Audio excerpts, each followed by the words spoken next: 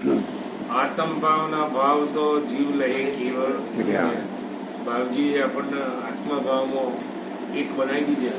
આપણે એમના ચરણોમાં શીશ નમાવી એમને એને આપણા રૂપ જુદું કોઈ છે નહીં એવા ભાવમાં આપણને લાવી દીધા કે પ્રકાશ પ્રકાશ જ છે, સૂર્ય સૂર્ય જ છે, કોઈ અંધારું આવતું નથી. એવા અજવાળામાં આપણને મૂકી દીધા છે. એમને બધું આપીને આપણને તન મન ધન શીશ અર્પણ કરાવી આપણું જે અજ્ઞાન હતું એ એમણે લઈ લીધું. આપણો જ્ઞાનનો પ્રકાશ કર્યો છે. આ જ્ઞાનના પ્રકાશની અંદર આપણે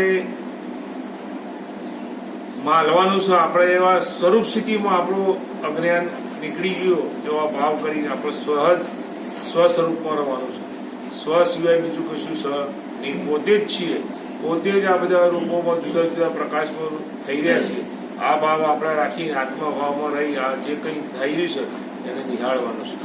અને આપણે બાપજી એવું કહેતા કે તમે પોતે જ છો, પોતે પોતાનો પ્રકાશ કરો, પોતે પોતાનામાં જુઓ, પોતા સિવાય બીજું છો નહીં એવું કહેતા. અને સામળિયાની સાથે તે સોરતા તો રહેશે. ત્રિવેણીના કાંઠે અનુભવ વાતો કે છે. આ ત્રિવેણી આવું થઈ જાય એટલે નવી દ્રષ્ટિ ને નવી સૃષ્ટિ. આપણાને નવી દ્રષ્ટિ આપી દીધી છે. નવી સૃષ્ટિ મળ્યા છીએ. નવી દ્રષ્ટિ નવી સૃષ્ટિ ગુરુ વચ્ચે અમૃત વૃષ્ટિ.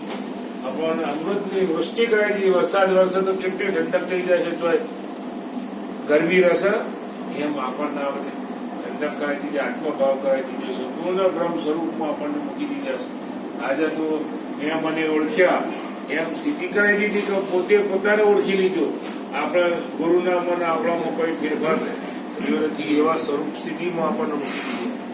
અને આ જે ભેદો દેખાય છે અભેદ દશામાં આપણને મૂક્યા છે. અને આપણને અભેદ દશા કરાઈ છે.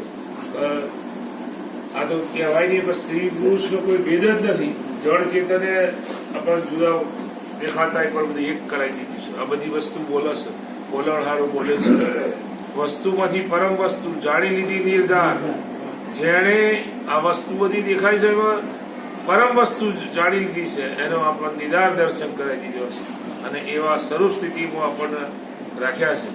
તો આપણે એવા આત્મભાવ રાખીને આપણું અજ્ઞાન આપણે જ કાઢવાનું છે.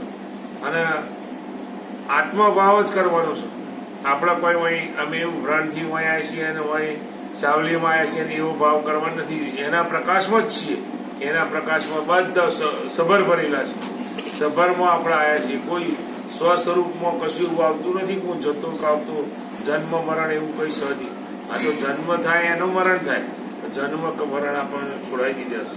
એવા આપણે આ પોચ તત્વોમાંથી પોચ જે વિષયો છે એમાંથી આપણને છૂટા કરી દીધા છે કે તું આ રૂપ રંગ રસ ગંધ અને સ્પર્શ એવું કોઈ છે નહીં. પણ આપણે માની લઈએ તો કને કહેવાય? આ માનેલું આપણને નડે છે. આપણે કોઈ એવા છીએ નહીં. આપણા તો અજ્ઞાન પડતા દૂર હોવા તો બધા જીવતા નીચ પદમાં આવે છે. એવું આ પોતાના ભાવિ ભવજળ તરવાનું છે. ભાવિ ભવજળ તરીએ ભાવિ નીચે ધોન ભાવિ કેવળ જ્ઞાન. આ કેવળ જ્ઞાનમાં છીએ આપણે આજે જે સોનાનો દિવસ ઉગાડ્યો છે ભાઈ દાદાના પરસોત્તમ દાદા અને ભૈલાલભાઈ એમને આજે એમના ભાવ એમના જોવા કે એમને દાદાને કેવી સ્થિતિ હતી કે જે કોઈ બોલો તો એમને બધાને ખ્યાલ છે કે જુદા જ ભાવ પડતા હતા. એની જગ્યાએ એમનું મન આખું ફરી ગયું અને પરમાત્મામાં આવી ગયા. અને પરિવર્તન એટલી અમે આવેલા એમના માટે તો અમને એમને સ્થિતિમાં રાખ્યા. અને સ્થિતિમાં રહ્યા પછી એમને આજે એમને મનમાં નિશ્ચય કરેલું ભૈલાલભાઈ કે દાદાને સારું થઈ જશે તો આ સંતોનો મેળાવડો કરીશ. તો આજે આનંદનો દિવસ ઉગાડ્યો છે કે દાદાને પરસોત્તમ દાદાને ખૂબ ખૂબ પરમાત્માના ભાવ થયા છે. અને પરમાત્માના ભાવમાં આપણે બધાનો બોલાયા છે. અને એ નવું જીવન એમનું બની ગયું છે. એમનો આ બોધ ક્રિયા એમણે આટલા વર્ષે આપણે તો કોઈ કશું કરી શક્યા નથી. પણ એમણે બોધ ક્રિયાનો એમણે કે મારે બોધ લેવો જ છે. તો માતાજી બે થઈને બોધ લીધું અને અહીંયા બોધ લેવડાવીને એમણે જીવન ધન્ય બનાવ્યું. કે હું કોઈ છું જ નહીં અને એમનો સત્સંગ અમે હોભળ્યો તો અમને એમ થઈ ગયું આ તો હમણાં મોરારી બાપુની વાતો કરતા હતા